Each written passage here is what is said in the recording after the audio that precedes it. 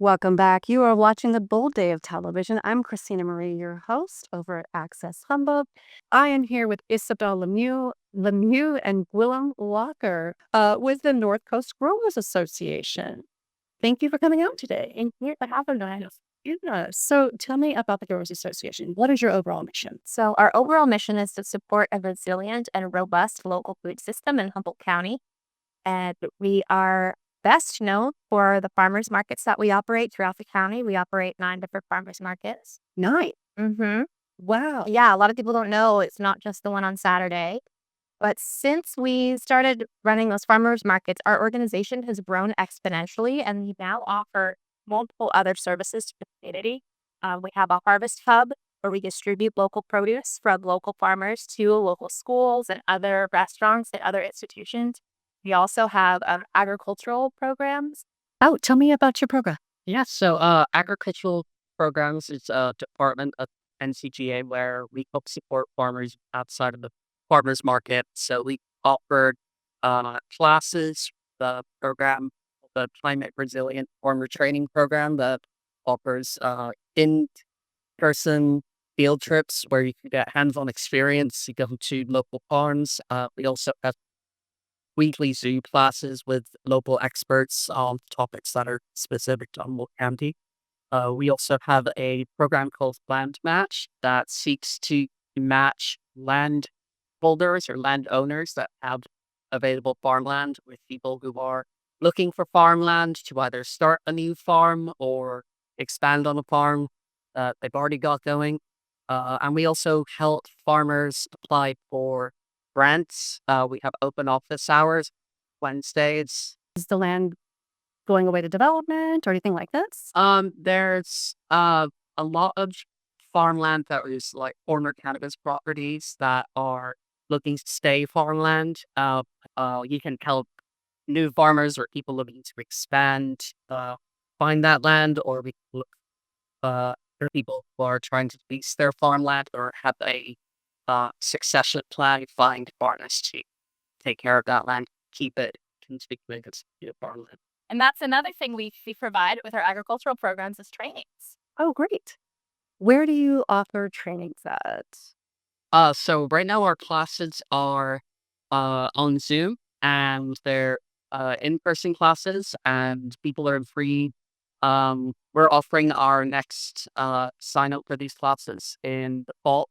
It's called the Climate Resilient Farmer Training Program. But we also do one-off workshops all the time, and we're very good about our outreach on our various media outlets about letting farmers, local community know. We have afternoon workshops that range from everything from hands-on field skills for how to actually do farm things on the farm, but also the kind of more business side of it too. Like we just did a big grant writing workshop that was an introduction on how to apply for grants specifically for small farmers in California. And that workshop was held at our headquarters, which is in Arcata off of West End Road.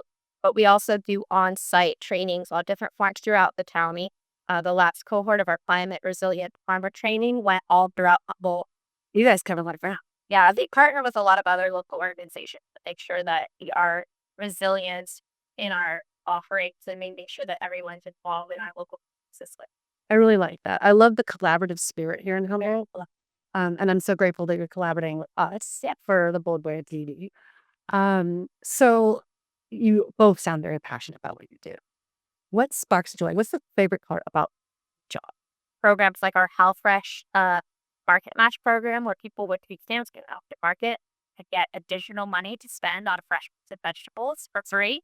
That's awesome. That's huge. So that sort of thing really sparks joy. I love the opening market season, which is happening right now. So all of our Southern Humboldt markets just opened this first week of May. That's really exciting. The food here is so good because it's so local, so fresh. So yeah, and what you're doing is really helping that be sustainable and be resilient. What's a big challenge you're facing with that? Dealing with the nonprofit issues that other nonprofits are dealing with funding and grant funding and federal money and all of that. So that's why it's so important for us to build community and make sure that we're supporting each other while we're supporting the food system. Yeah, that's really important. Yeah, and I would say kind of ties into all that as well. Inflation's a problem for everybody, for farmers and the customers. So things are getting more expensive and harder to make a profit. And so that just emphasizes the need for collaboration amongst people who are trying to do the same thing in the same boat. And I think that's to speak to your last question. That's what sparks joy with me is seeing great success with farmers who are able to find ways to work together to empower themselves to have a better work life, a better living situation.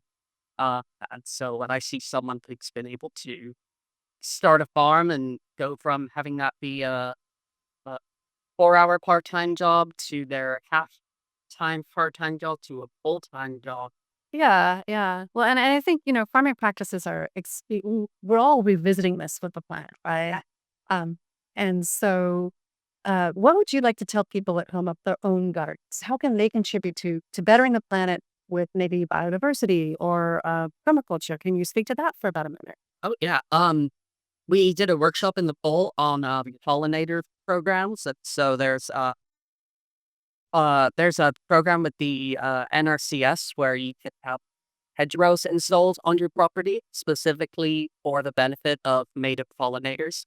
And there are a lot of crops that are either only pollinated by native pollinators, bumblebees. Uh, there's crops that are way more efficiently pollinated by native pollinators. An example, mesa bees pollinating apples are extremely efficient, way more than honeybees. Not to say you shouldn't raise honeybees, but to plant native plants in your garden is a great thing you can do to help support all the organisms that uh, make our food system or ecosystem stable. They provide a lot of environmental services you don't see. So I would say you would plant native plants along with your food. Great, thank you. Yeah. Yeah. So, for those of you watching at home, remember biodiversity is key for our pollinators, and you can learn more about this organization and others through the bolddayofgiving.org. That site will go live soon this month. And if you've missed any segments today, you can always revisit us throughout the month to learn more about Humboldt's local nonprofits. We'll be right back after these few messages with another nonprofit.